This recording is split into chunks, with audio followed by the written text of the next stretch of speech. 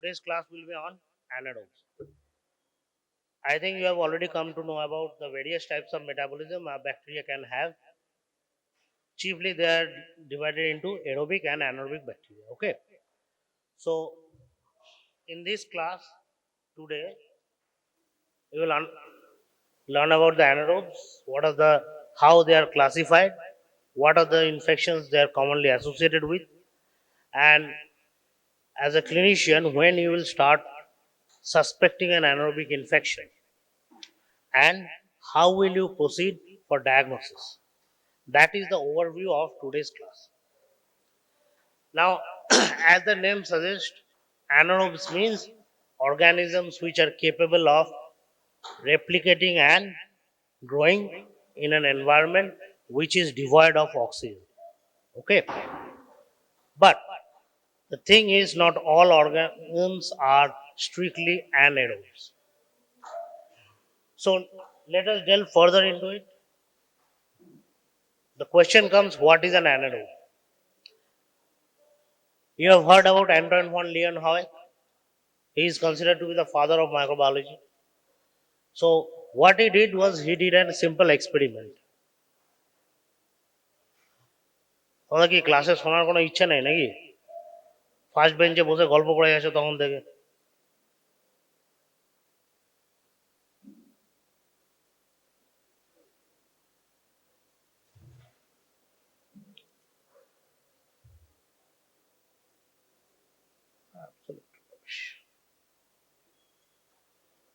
So, coming to the experiment, what he did was he took two glass test tubes, and in one of the test tube he sealed them and the other one he kept it open.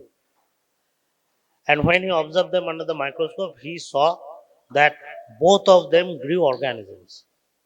That was slightly different because previously he had thought that if the tube had been sealed, no organisms would have been grown. And hence he called them as anaerobes. Furthermore, as you can see, Louis Pasteur, he delved further into anaerobes and he isolated an organism which was initially called as septic vibrio. Later on, it was classified as Clostridium septicum. I'll come to it later. So, what is an anaerobe? Anaerobe is a microorganism that could grow without oxygen. Now, based on that, as you have already known, they can be classified into two spectrum. One is the aerobic, that is the obligate aerobe. Another will be the obligate anaerobe. And all rest come in between. What are the all rest? They could be facultative anaerobes. They could be microaerophiles. They could be aerotolerant, and they could be capnophilic. Now, please look at this one. I have already said because of some enzymes, the free radicals produced by oxygen use can be eliminated. If an organism have both the enzyme, that is the catalase and superoxide dismutase, it will become a strictly aerobe. And as you go down further, in a strict anaerobe, there is neither catalase, neither superoxide dismutase. Okay. And because of the varying percentage of the enzymes present within the organisms, they can come out either be facultative anaerobe, microaerophile, capnophile, or aerotolerant. Okay. So this is the whole spectrum. Now, in a culture, when we see it, this is a test tube. Now, where is the oxygen? Oxygen is in the air. So, an obligate aerobe will grow at the close to the surface because the oxygen concentration is the highest. Whereas you can see the obligate anaerobe will grow at the bottom of the test tube as far as away from the free oxygen. Now, based on that, we have already seen that. Look at this one. Organisms could be anaerobe, facultative anaerobe, microaerophilic, aerotolerant, and capnophiles. Now, you would ask, why have they been classified as this? Capnophiles means all the organisms which prefer a certain percentage of carbon dioxide. Aerotolerant means they can tolerate a certain percentage of oxygen. Okay. Now, here comes the question, what is the percentage? Now you can see this. Aerobic organisms generally grow in room air. Okay. Anything that is capable of growing in the environment, we call it as aerobic. So what is the concentration of oxygen in normal air? Around about 20 to 21%. So in room air, whatever the organism that grows, we call them as aerobe. Now, in a carbon dioxide incubator, you can see the percentage is 15% of oxygen and 5 to 10% carbon dioxide. This is the environment that is favored by capnophilic organism. Capno means carbon dioxide. Philic means something that loves. Okay. So capnophilic organisms will grow at a concentration of 15% oxygen, 5 to 10% carbon dioxide. Coming to microaerophilic. Micro means very small percentage. So this organism tolerates very small percentage of oxygen, only 2 to 5%. Okay. Finally comes the anaerobic. Now anaerobic obligate anaerobes cannot tolerate even single molecule of oxygen. So to grow them you need an environment. What is normally done is normal air is 90, 70 to 80% is nitrogen. So the oxygen is replaced by other air, say hydrogen or helium. So that is what is known as anaerobic system. Okay. Why I am stating all these things? Because when you are suspecting clinically all the clinical samples that has to be taken and to be tested, you must be aware of what kind of organism it is, what kind of organism it could come out to be. If it is an obligate anaerobe, you cannot do sampling like other methods. I'll come to that later. Now, this is a composite table which shows the various classes of anaerobes with the various growing conditions, with the oxygen concentration that is required, and some of the examples. Okay. Now, as you can see, a capnophile requires 15% oxygen, 5 to 10% carbon dioxide, whereas an obligate anaerobe may not require a carbon dioxide incubator, but it doesn't require an oxygen. Okay. Now, as with all medically important bacteria, anaerobes are also classified, broadly speaking, based on the morphology and staining characteristics, like all other. So, what will be the classification? There will be gram positive, gram negative, and cocci and bacilli. Okay. So, if we look at the classification, we can see in anaerobic bacteria we have gram positive, cocci, and bacilli, and in gram negative, cocci and bacilli. An important part is among the gram positive bacilli, it is further classified into sporing and non-sporing. All right. Why this is important? Because some specific organism cause devastating disease. They are all spore bearing. Just remember this, there is a gram positive cocci and bacilli, gram negative cocci and bacilli. Among the gram positive bacilli, there are two parts are the sporing and the non-sporing. Now let us look at the organisms. First is the gram positive spore forming rods. Among them we have, just look at the genus. This is known as the Clostridium. The important disease causing organisms are perfringens, tetani, botulism, and difficile. Currently, Clostridium difficile has been reclassified as Clostridioides. Okay, genus is different, but it is also an anaerobic organism. Now, what does perfringens causes? Perfringens generally is associated with gas gangrene. Clostridium tetani is associated with tetanus, and Clostridium botulinum is associated what is known as botulism. These are the most important diseases of spore forming gram positive anaerobes. Among the non spore forming, the important organisms will be actinomycetes, Bifidobacterium, mobilincus, they form the branching. Actinomycetes are associated with what is known as mycetoma. Among the non-branching, we have apotropium, propionibacterium acne, and propionibacterium propionibacterium. Now, coming to gram-positive cocci, we have anaerococcus, phaingolia, and peptostreptococcus anaerobius. I'm just stating those names. I'll come to the most important diseases later. Okay. When you start reading about the disease, you will be more easily associated with the organ. Among the gram-negative rods, important are Bacteroides group. Gram-negative cocci is Vionella, and gram-negative rods include Fusobacterium, Porphyromonas, Leptotrichia. Now, coming to the most important part, you will be taught about Clostridium and specific disease in separate classes. I am just giving an overview of all the anaerobic infections. Okay. First comes the Clostridium. What is Clostridia? It is a, I have already told you, it's a gram-positive anaerobe and spore forming. Now, why I call it spore forming? Because if you can see this diagram, within the bacilli there is a huge bulging. This bulging is known as spore. They are strict anaerobes, catalyze negative, and important part is Clostridium species are found within the environment. Okay, what are the environment?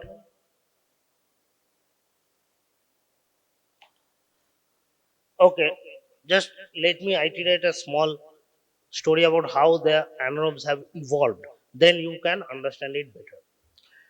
I think you possibly know that during the evolution of life, the initial part there was no oxygen in the environment of the earth.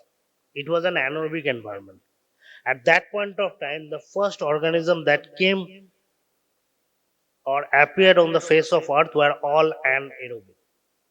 Slowly and steadily, the planktons they started producing oxygen, and gradually, with increasing growth of the plant kingdom, the percentage of oxygen within the atmosphere started increasing. As the oxygen started increasing, the anaerobes found it very difficult to survive. Most of the organisms evolved to become either facultative anaerobe or becoming obligate aerobe, as they devised new ways to counter the free radicals, the enzymes I have already told you about. All right, but some organisms failed to do so. What happened to those organisms? These organisms they moved their habitat from topsoil to subsoil. Okay, and because of the grazing animals with grass, they moved inside the lumen of the animals. Lumen means intestine. Okay, as you have read already in anatomy, the mucosal environment within the intestine is anaerobic. Why? Because oxygen comes from capillary blood supply. The blood supply does not reaches beyond the mucosa. Okay, so the mucosal lumen is anaerobic. Now, if you have understood this concept, you can easily say where are the anaerobic organisms are found. Obviously, they will be found within the soil, not the topsoil, but the subsoil, and within the gut. So, Clostridium is no different. It is also found within the subsoil and within the gut.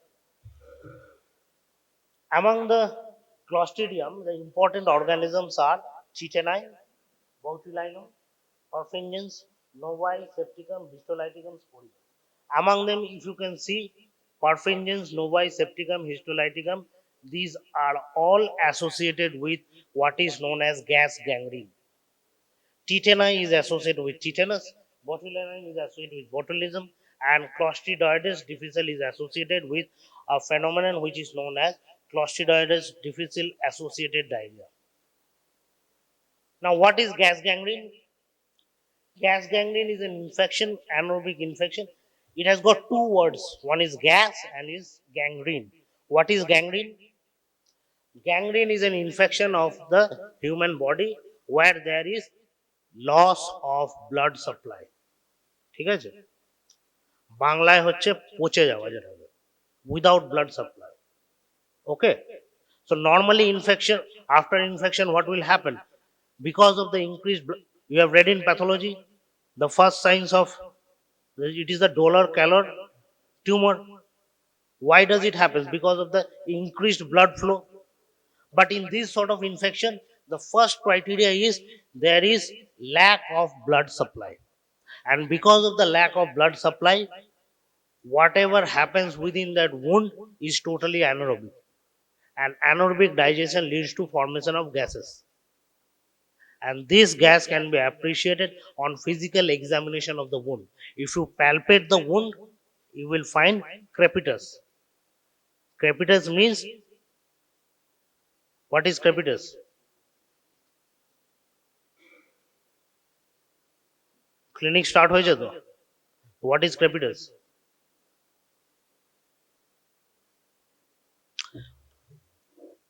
So a wound which is gangrenous and has crepitus is known as gas gangrene.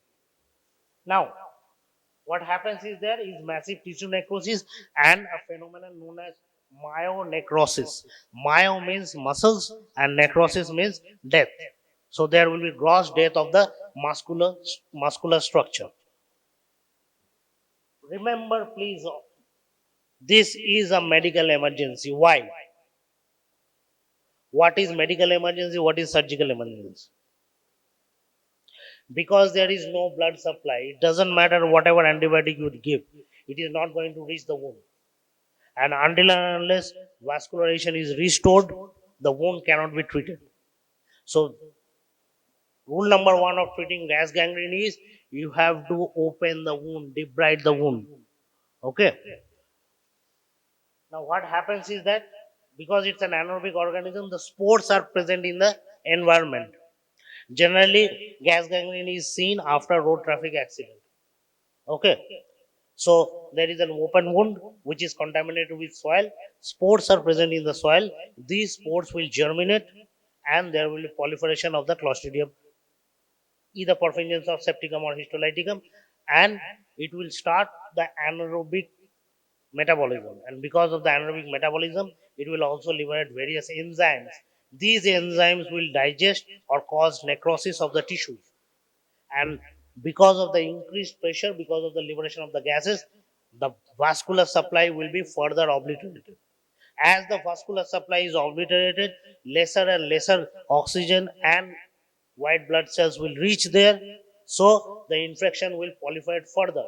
So it becomes a vicious cycle. The more you delay, the more the necrosis will propagate. Understood? Now, it's a common concept that gas gangrene is caused by Clostridium. No doubt, it is correct. But also remember, because of the anaerobic environment, few organisms which can also survive in anaerobic conditions also proliferate. As you can see, some of the aerobic gram-negative organisms like E. coli, Proteus, Klebsiella, they can also be associated. Okay.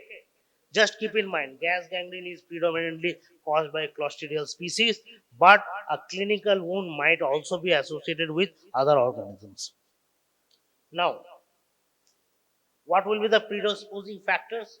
First is contaminated hands of the healthcare workers.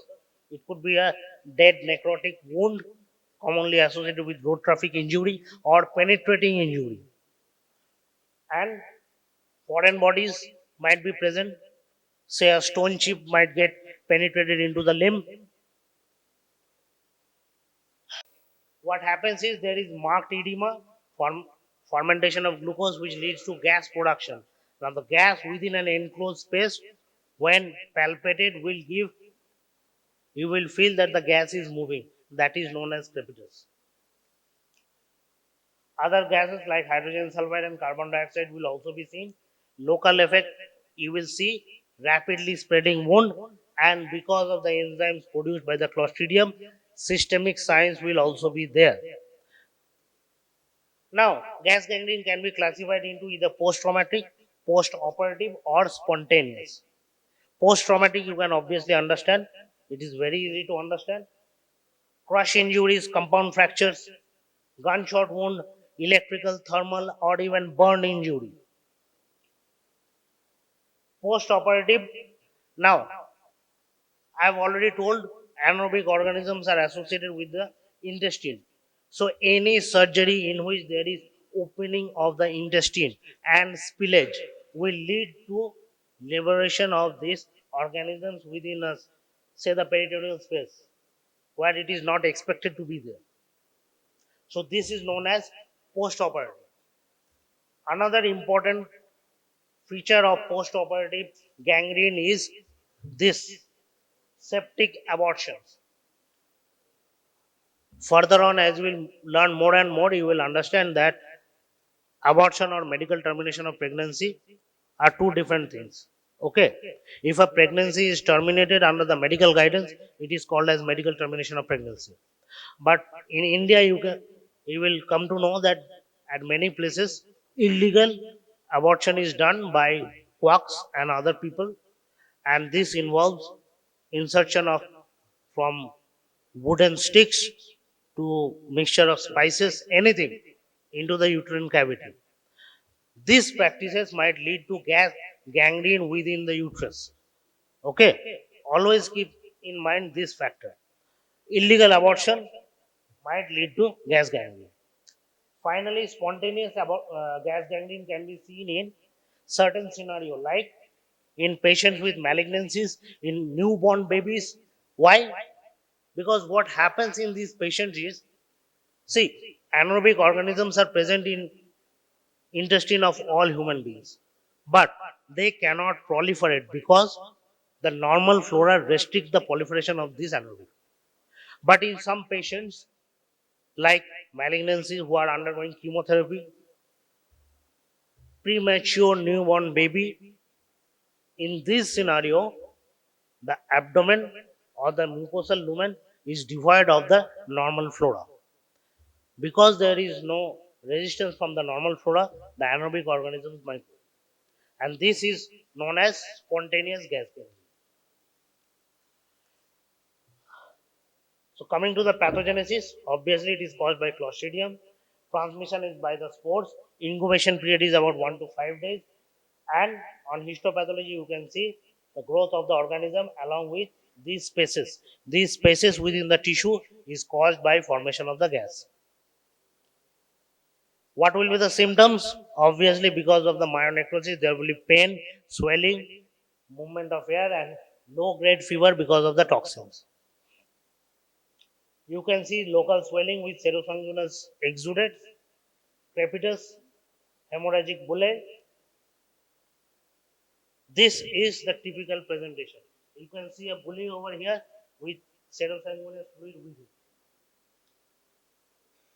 Now, there are many enzymes produced by Clostridium, and I'm not going to go into deep because you will have separate classes on Clostridium. Just keep in mind, it's not just a proliferation of the organism, but also production of these enzymes which causes necrosis.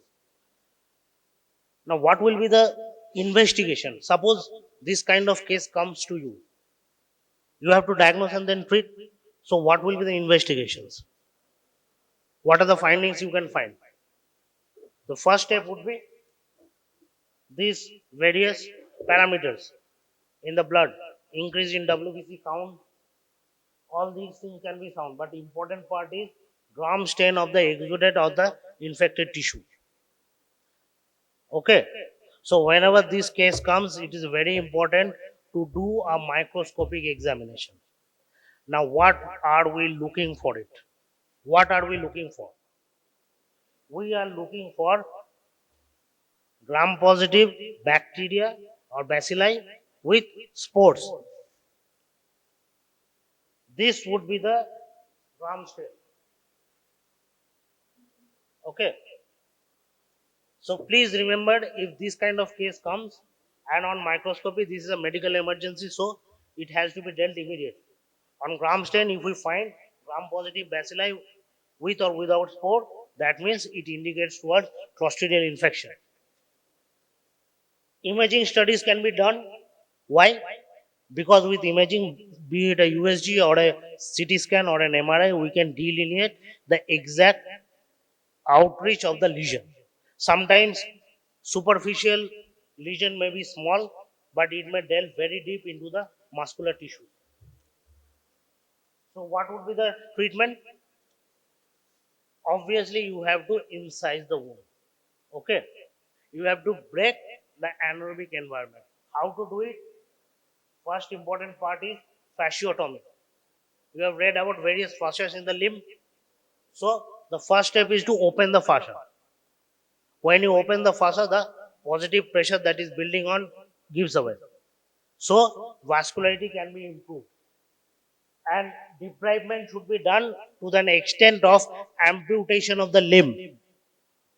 Right now, you might feel that amputation of limb is slightly severe, but it is done to save the patient. If not done, the toxins produced will get into the systemic circulation and the patient will die out of sepsis. Coming to antibiotic therapy, please remember two important part of antibiotic therapy. First is because it's a gram-positive bacilli, so you have to give cell wall acting antibiotics and you have to give the protein synthesis inhibitors. Why? Because all the enzymes are protein, so protein synthesis inhibitor has to be given to stop production of the enzymes and toxins. Commonly, clindamycin is given. Another concept of therapy is known as hyperbaric oxygen therapy. Because it's an anaerobic organism, so exposure to oxygen is supposed to be helpful in the treatment. There are various studies, just keep this in mind. It may not be a recommended method, but this is an alternative. Now, finally, just remember if you don't handle this case with an urgent basis, I have already said absorption of the toxins might lead to massive hemolysis. It can lead to DIC. What is DIC? What is DIC?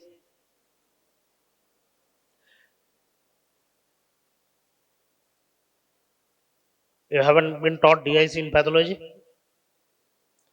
DIC is disseminated intravascular coagulation that leads to bleeding manifestation, shock, renal failure, and respiratory failure. Another important part is botulism. Now you have heard about Botox injections.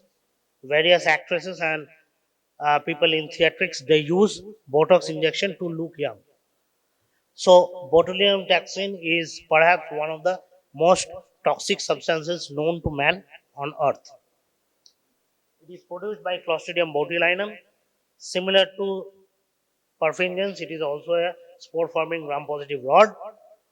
Over here, slight difference is it produces a toxin known as botulinum toxin. This toxin inhibits the contraction of muscles. Understood? It does not allow muscular contraction. So, what will happen if this toxin is absorbed within the body in large amount? It will lead to flaccid paralysis and ultimately will lead to respiratory failure. This is known as botulism. So, the toxin enters the bloodstream to the mucosal surface of the wound, then it binds with the cholinergic nerve endings, inhibits the release of acetylcholine, preventing muscle contraction. So the clinical manifestation would be, sorry, before clinical manifestation, the transmission could be ingestion. If it is ingestion, it is called as food-borne botulism. Okay, it could be intestinal in child, and it could be wound, any open wound. Now, in food-borne botulism, what happens is the organism produces the toxin, and there is absorption of toxin. The organism may or may not be present, but there is toxemia. Because of the toxemia, you will have nausea, vomiting, diarrhea, diplopia, neural manifestation, including symmetrical facet paralysis. This is associated with home canned food. Home canned food. What is home canned food? Because in industrial scale, whatever food that is manufactured, it is initially sterilized. But at home, it is not sterilized. So anaerobic organism might be present. Okay. Another important part is infant botulism. Please look at this.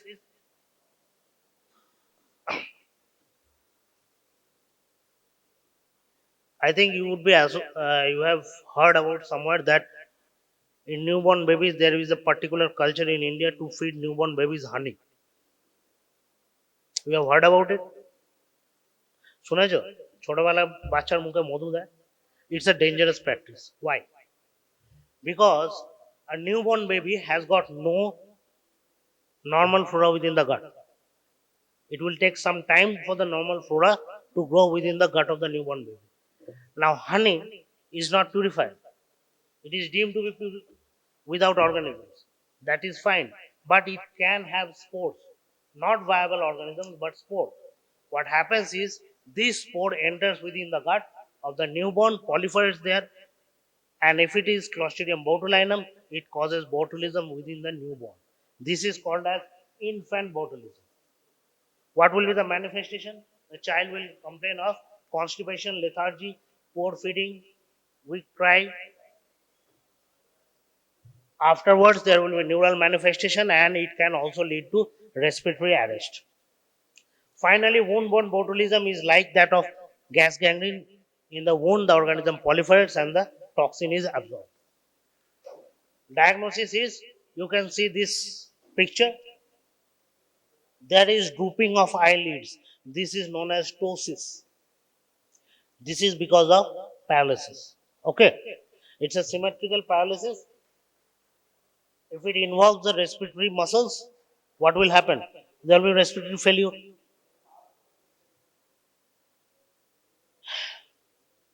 Laboratory diagnosis can be done from the food if it is foodborne botulism, in the stool, and however, laboratory diagnosis is not, mainly it is a clinical diagnosis. So, what will be the treatment? The treatment is antitoxin. Remember, botulinism is a toxemia. Antibiotics may or may be given depending on the type of the botulism. For example, in case of foodborne botulism, there is no role of antibiotics, whereas in wound botulism, there is role of antibiotics.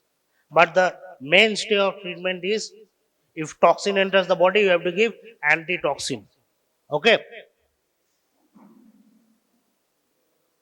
There are various laboratory methods like animal testing, but now it is not generally done. Coming to tetanus, another Clostridium infection which is causes tetanus. What is tetanus? Tetanus or tetani. Tetanus or tetani is a, you see this picture. What is it? What is this called?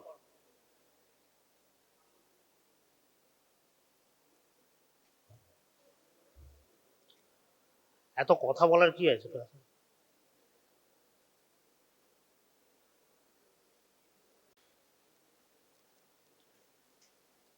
Okay, concentrate. So tetanus. This disease have been associated with the human being for a long time. Okay. The classical presentation of tetanus is this posturing of the human body. This is known as opisthotonus. Sudden, severe contraction of the extensor muscles lead to this position. In Bengali, this is known as Dhanushtanka. Along with there will be spasm of the facial muscles. Now, what is the cause? The cause is Clostridium tetani. Like perfringens, it is also a gram-positive spore-forming bacilli. It is present in soil, in the environment, also within the human gut. It produces a toxin which is known as tetanospasmin. Not difficult to remember, causes spasm, comes from Clostridium tetani, known as tetanospasmin. It does exactly opposite to what botulinum toxin does. Botulinum toxin prevents the release of acetylcholine, hence cause flaccid paralysis. This one causes increased contraction. So what will be the presentation? Severe seizures of muscular contraction of face, back and limbs.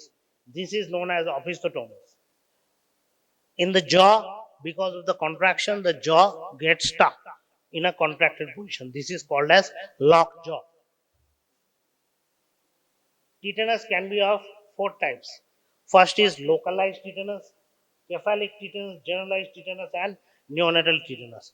Localized tetanus means, say there is a wound infection on the hand, the Clostridium tetani grows in the wound, it produces the tetanospasmin and it affects the limb only. Then we call it as localized tetanus. And when this toxin spreads throughout the body, we call it as generalized tetanus. Okay? What is cephalic tetanus? When the wound or the injury is in the head and neck region, it spreads very fast. Okay? The generalization is very rapid. Then we call it as cephalic tetanus. And finally, we know what is known as neonatal tetanus. What is neonatal tetanus? Any wound in a newborn might lead to neonatal tetanus because a newborn is totally dependent on the antibodies from the mother. If the mother is not vaccinated, the child will have no protection and the toxin can spread very rapidly, leading to neonatal tetanus and death of the infant. Okay, so in your preventive and social medicine and gynecology and obstetric classes, you will learn about giving tetanus toxoid injections to the antenatal mother. The objective is to increase the antibody within the mother so that the child can be protected. The laboratory diagnosis is of very little value in this case because it's a toxemia. So, what will be the treatment? Two phases of treatment. First is look after the wound, that is the wound debridement, antibiotic therapy, and most importantly, that will be the toxoid, tetanus immunoglobulin or TET-glob. What is immunoglobulin? It binds with the toxin. So if there is toxemia present, you have to give antiglobulin. Understood? So three modalities of treatment: wound debridement, antibiotic therapy, and antitoxin, that is antiglobulin.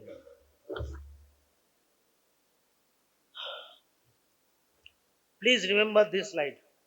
Tetanus, it is the only vaccine preventable disease. The disease is infectious, but it is not contagious. Why infectious? Because it is caused by an infective organism.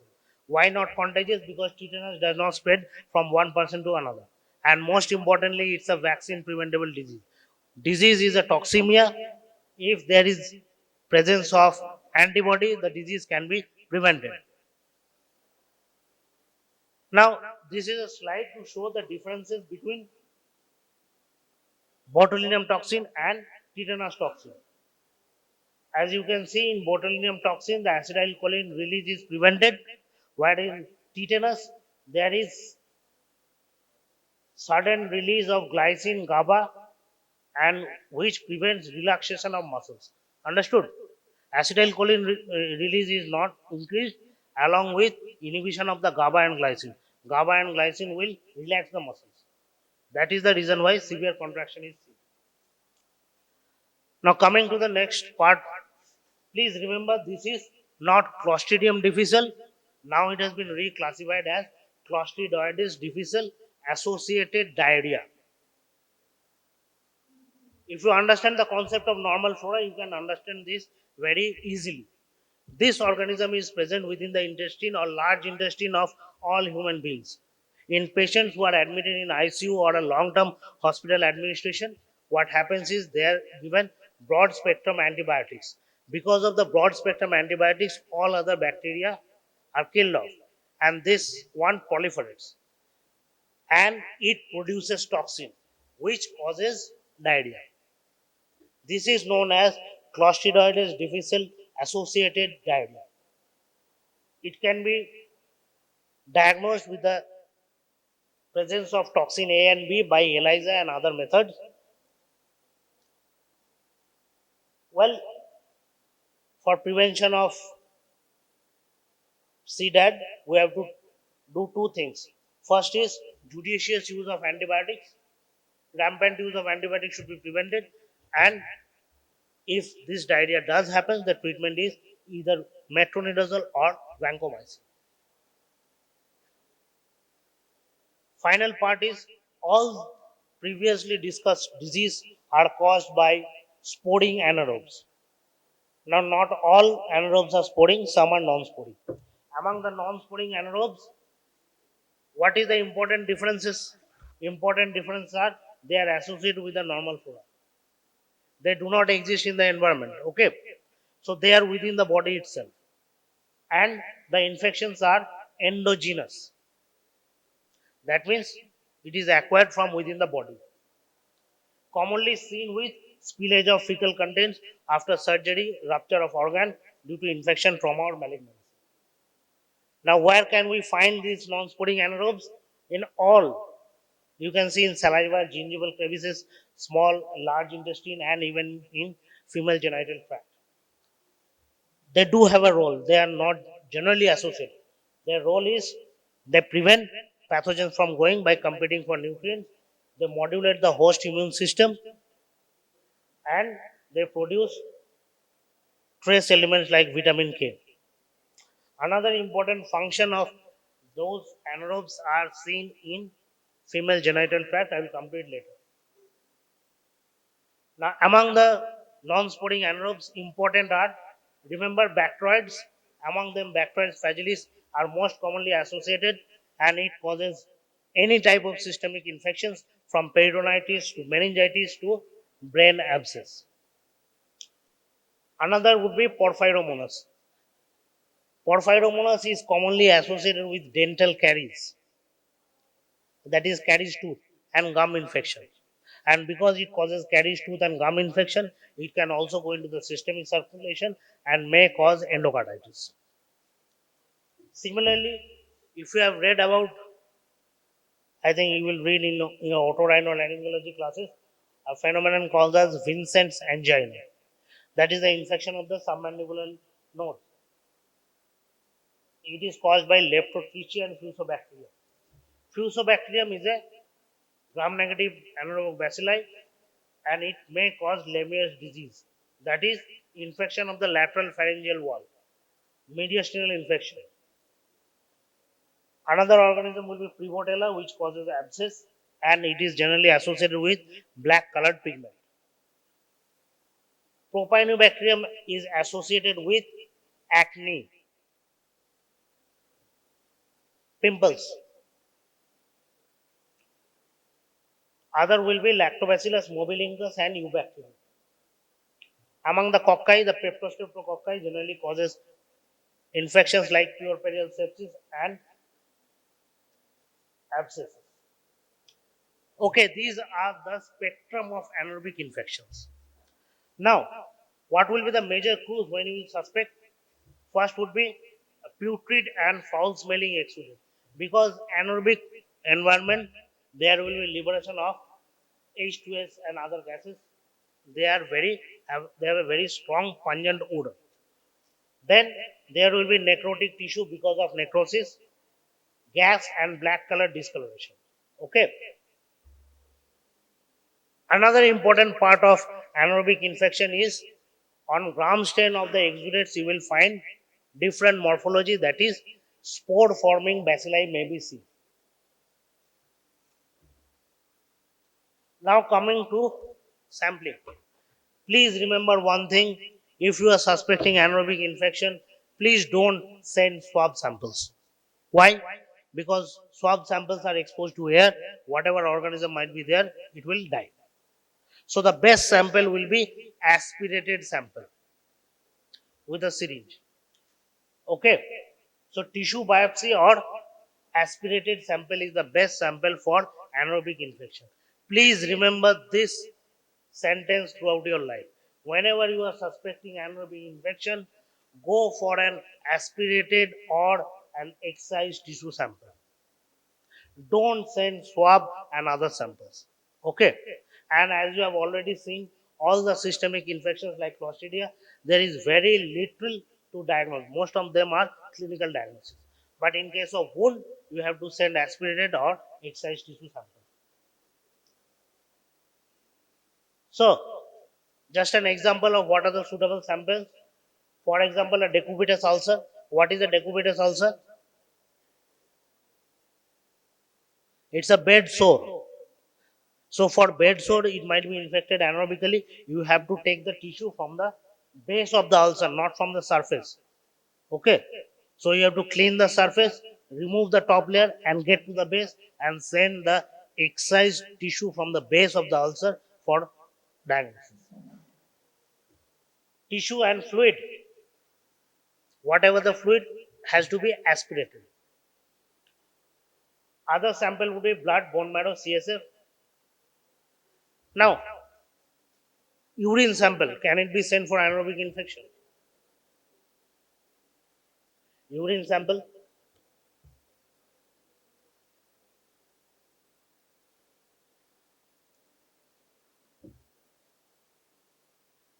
okay. Find the answer on your end, then you tell me. Okay. Now, very importantly, what are the samples that has to be rejected for anaerobic diagnosis? First is respiratory sampling, including sputum and bronchial washing. Why? Because they are exposed to air. Feces, small bowel or gastric contents, until unless there is a surgical indication. I am not delving into these things. These are surgical conditions. You will understand when you read all these things in surgery. Then all kinds of swab, any secretion, and voided or catheterized urine. These are the 8 things. Okay.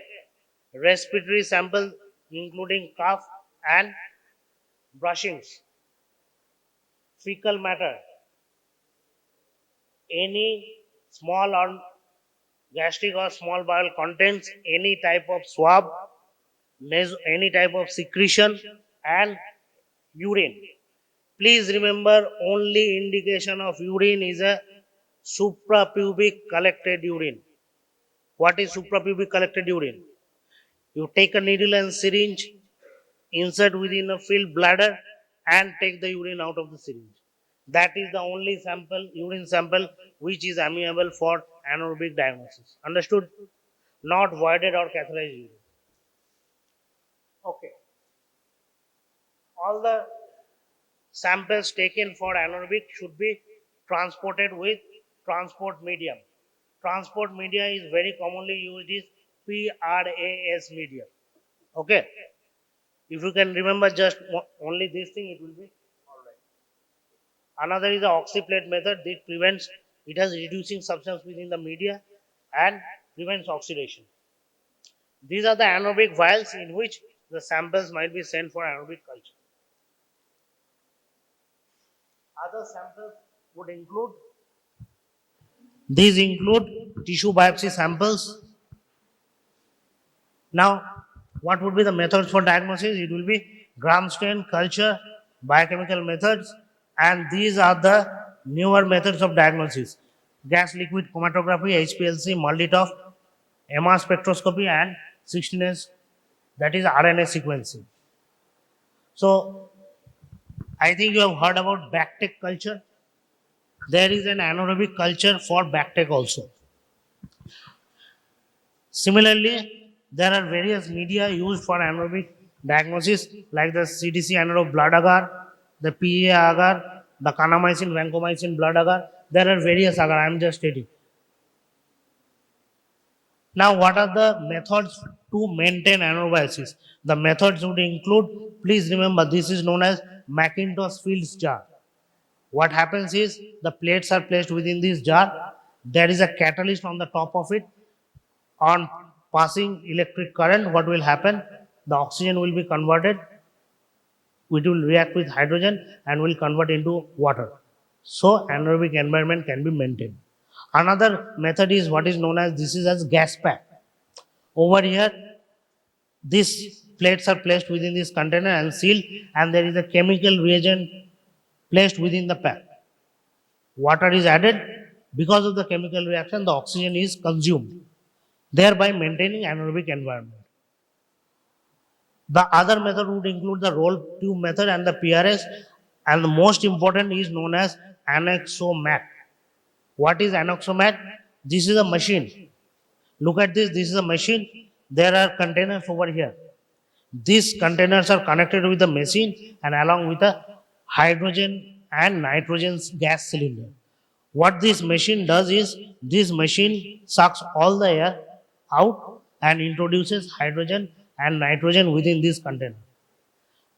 Because it's a mechanically controlled, we can adjust the environment whether we want a capnophilic environment or a aerotolerant environment or complete anaerobic environment. Understood? We can adjust the levels of both carbon dioxide and oxygen within this container. This is at present the recommended method of anaerobic culture. This is the workstation of anaerobic culture. I think you have all seen the biosafety cabinet in our lab. It is almost like that, but as you can see, there are two gloves, big gloves. Inside this cabinet, as you can see in this sectional diagram, all the work is done within this hood. The worker is not in contact with either of these things. So anaerobic environment is also maintained within this biosafety cabinet. Okay. After working inside this cabinet, all the plates are kept in this container and the environment is maintained. This is how culture is done. There are other methods of identification like the Vitek anaerobic identification, gas liquid chromatography, and high performance liquid chromatography. Now, coming to chromatography, what are chromatography? It is the analysis of the protein present within the bacteria. For anaerobic organisms, gas liquid chromatography and HPLC are a better method. Other method would include what is known as multitop. I think I have already taught you all these things. You have been taught multitop? Yes, so multitop is, and another is the magnetic resonance spectroscopy. Finally, the definitive diagnosis, as I've already told you, is to sequence the 16S rRNA gene. By this one, you can definitively identify the organisms. Okay, so that is a generic overview of the anaerobic infections of human body. Thank you.